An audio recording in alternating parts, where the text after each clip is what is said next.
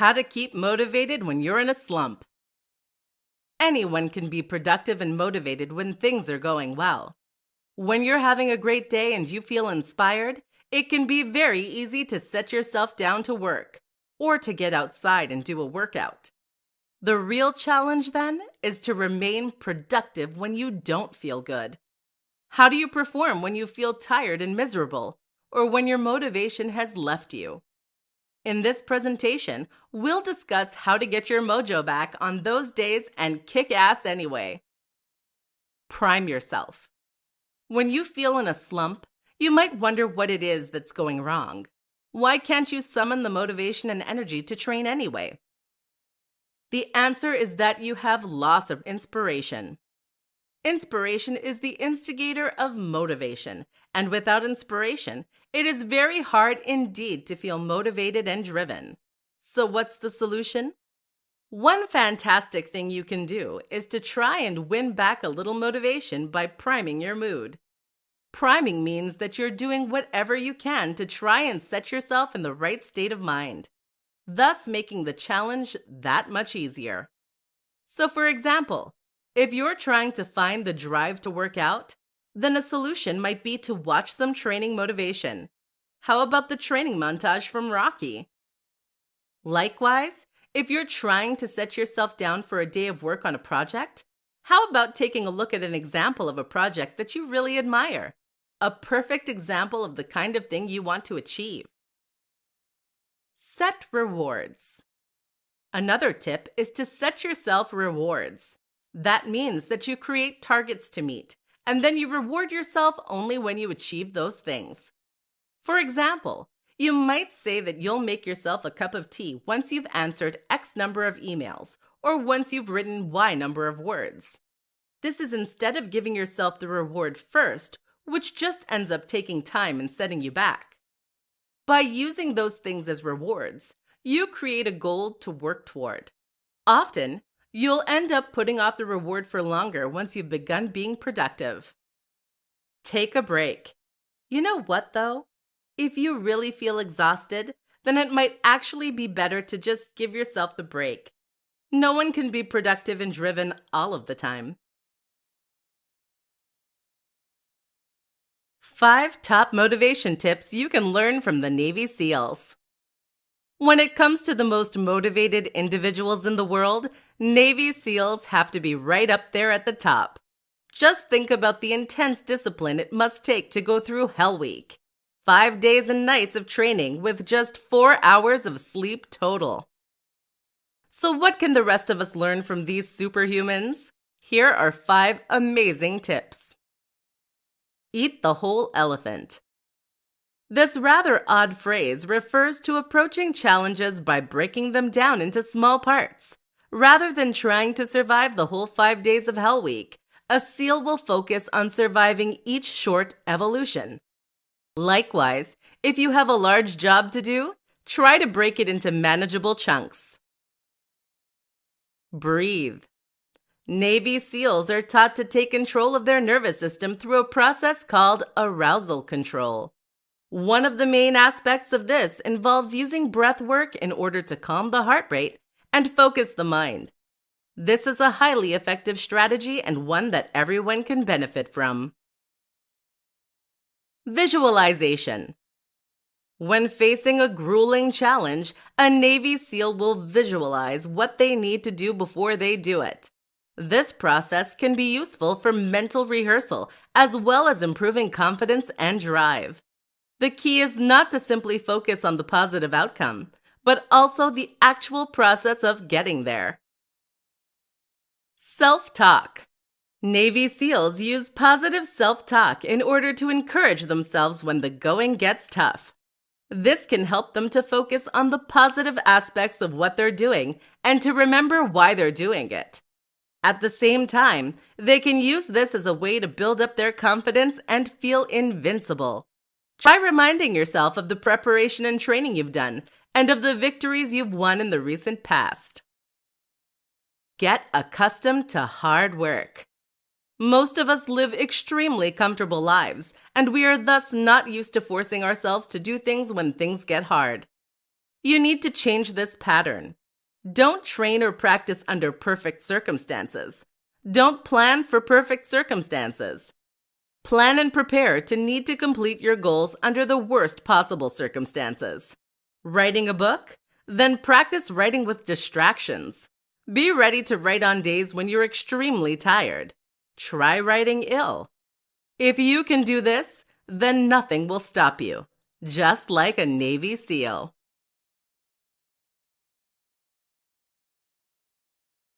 Do these 3 things for greater motivation. Struggling to summon the motivation and drive you need in order to get done? Finding yourself in a slump or a rut?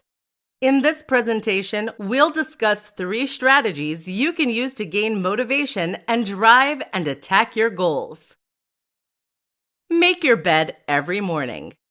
This might sound strange, but making your bed every single morning without fail is something you can do to gain an instant increase in drive and motivation. How does this work? Firstly, when you make your bed, you'll make your environment tidier and cleaner.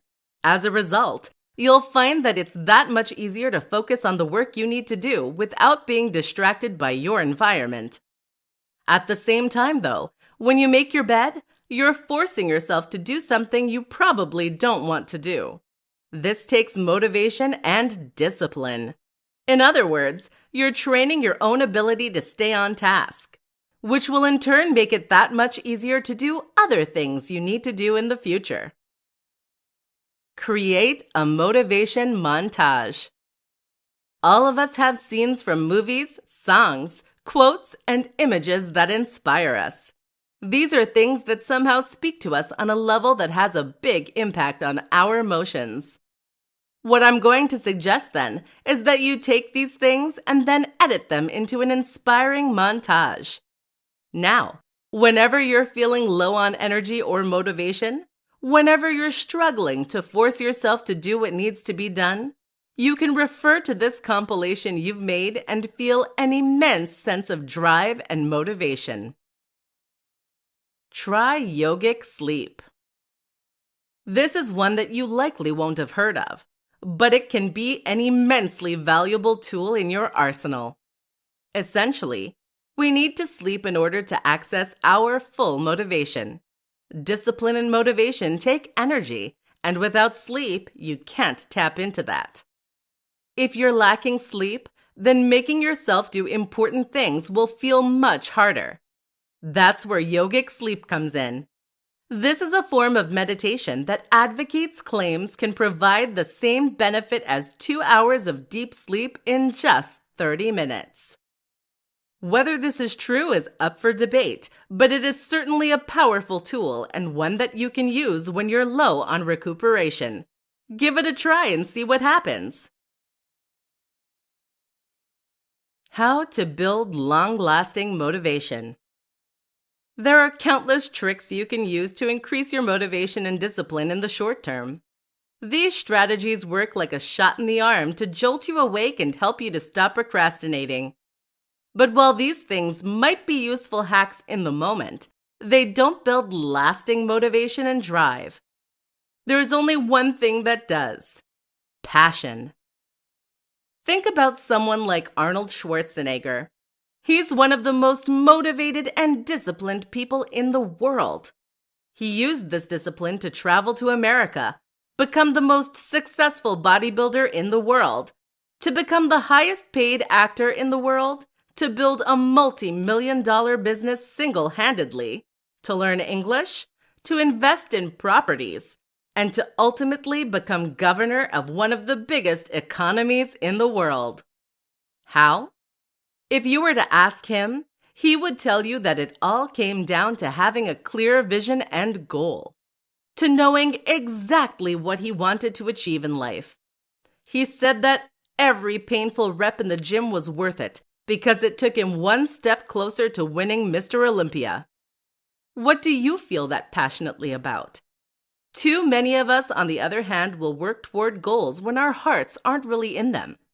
How many people are writing books they have no interest in, or are creating businesses that they aren't passionate about? How many are working jobs they hate? How many are getting into shape because they were told to by their doctors? When you do the things you think you're meant to do, then you struggle to summon real motivation and discipline. Conversely, when you work towards something you love, when there's something so exciting that it causes you to leap out of bed in the morning, then you will do anything it takes to complete those goals. You need a life purpose and a vision. The problem is that many people don't have that, and so they end up floundering in a directionless manner. It would be easy for me to tell you right now to just get a vision, but it's really not that simple. If you really want to find a passion, then my advice is to pick any project that interests you to start with. This might not be your life's purpose, but find a goal you're interested in and work on it. This will help to give you similar focus and structure, and it will help you to further explore what really does make you come alive. Everyone should be building something. How to create a morning ritual for great success in life. What you do in the morning has a huge impact on the rest of the day. This is a little like the appetizer that will set your mood and that will set the tone for the day to come. If your morning starts with you leaping out of bed late and then rushing out the door, chances are you're going to feel exhausted and stressed. If your day starts with you knocking it out of the park, you'll feel confident and on top of the world. Listen up, and we'll go over a few steps that should feature in any morning ritual. Wake up at least 2 hours before you need to. The first tip is to wake up at least 2 hours before you need to.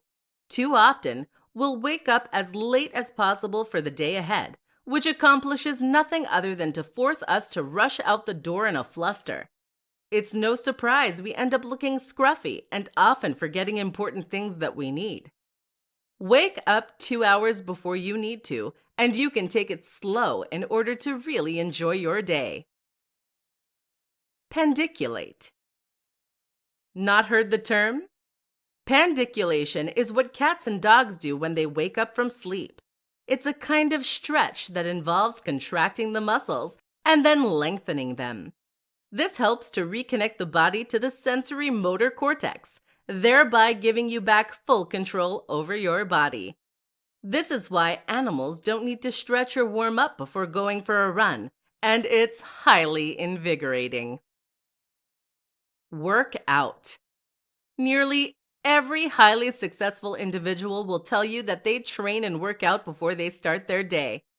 This is a valuable strategy for building immense energy and a sense of accomplishment, and of course, it will improve your health. Don't have time? Don't worry. Just 5 minutes of training is enough to have benefit and get the blood pumping. You can do your full workout later. Cold shower. Taking a cold shower will increase adrenaline and testosterone. It will help to wake you up via the mammalian splash reflex, and it will train your discipline and motivation. It's not pleasant, but that's kind of the point.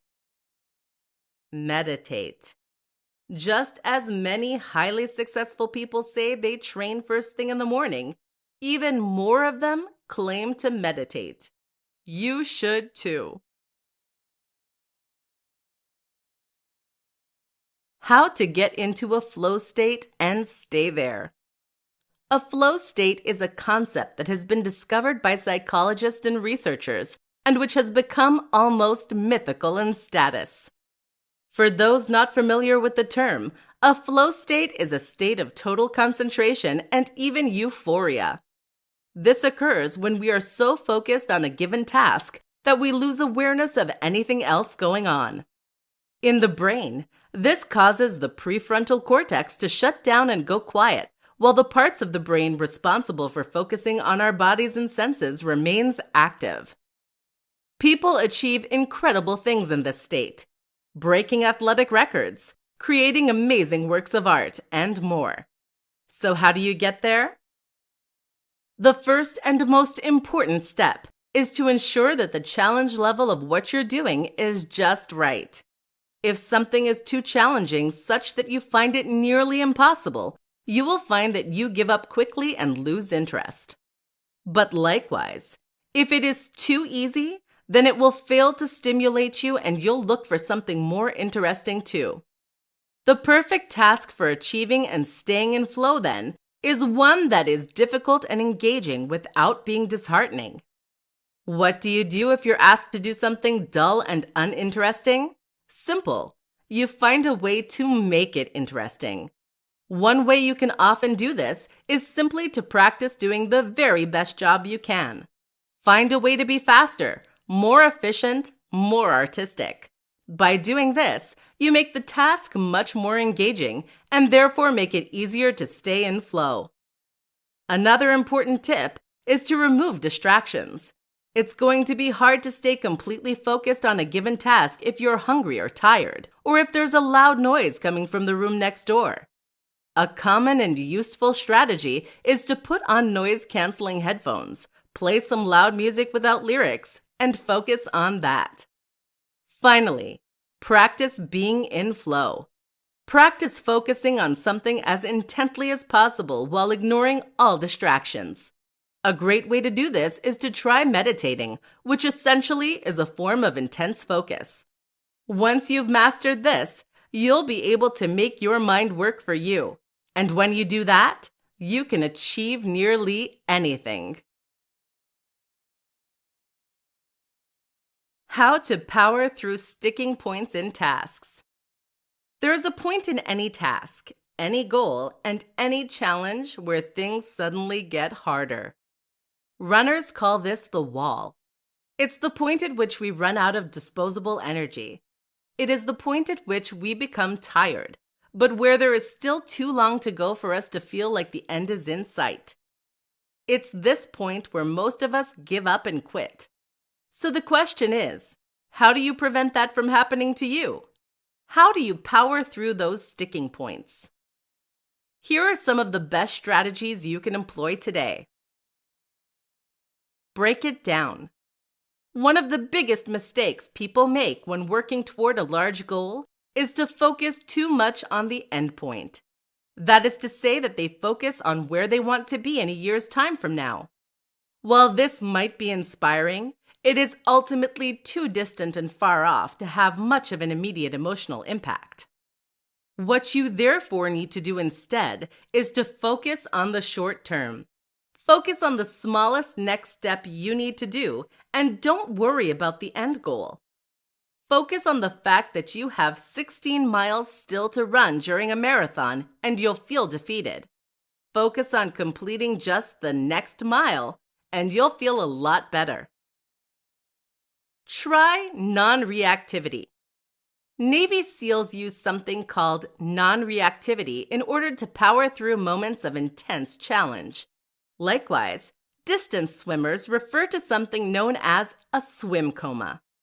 Both these terms describe the same thing, the moment when you zone out and stop thinking about the nature of the challenge or your situation. Instead, you are now focused purely on the here and now. You aren't engaging, just silently executing the plan. This is tough to cultivate, but if you practice meditation, you may find you're able to reach this near meditative state more easily. Make it engaging. Another reason we often give up on tasks is that they become boring. This happens for many of us during work. The solution? Make it interesting. This is particularly useful for writers. Writer's block often comes from the fact that what you are writing is boring to you. If you can make it interesting, that will change. The neuroscience of motivation and self-discipline. If you want to stay motivated and disciplined, then there are countless videos out there that will provide you with useless platitudes and hacks. These sound great on paper, but they rarely get the job done. If they did, then no one would struggle with lack of motivation or procrastination.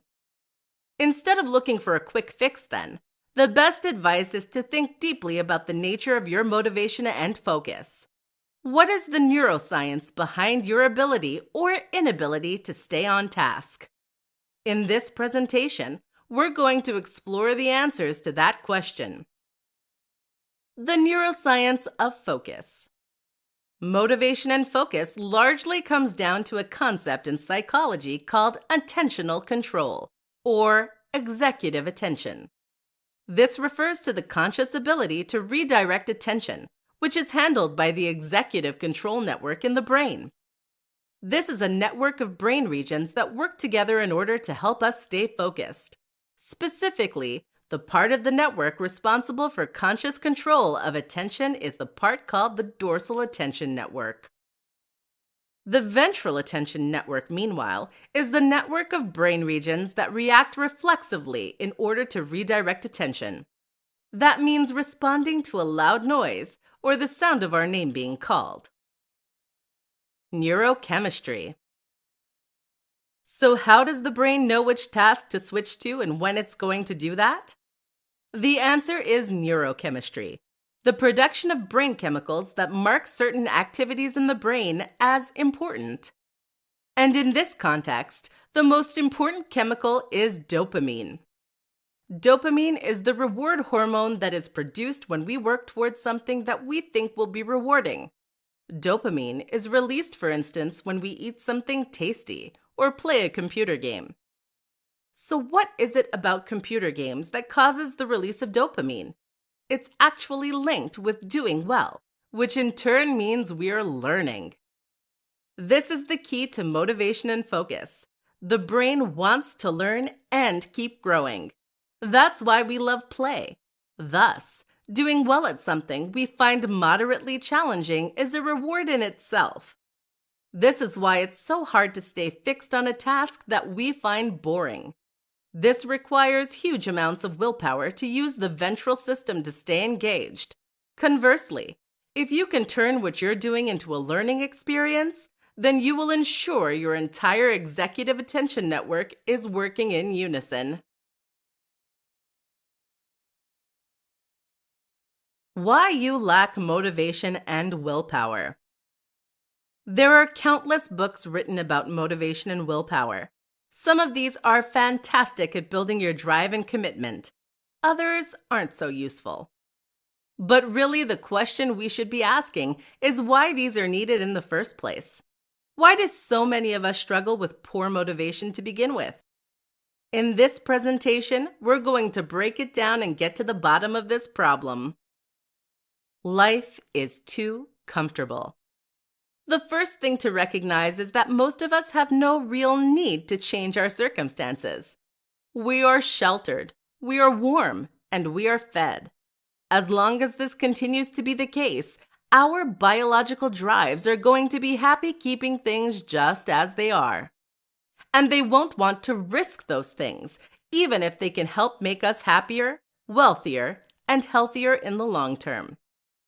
In other words, your emotions are focused on your immediate psychological needs. They are focused on keeping you healthy and comfortable. The hierarchy of needs.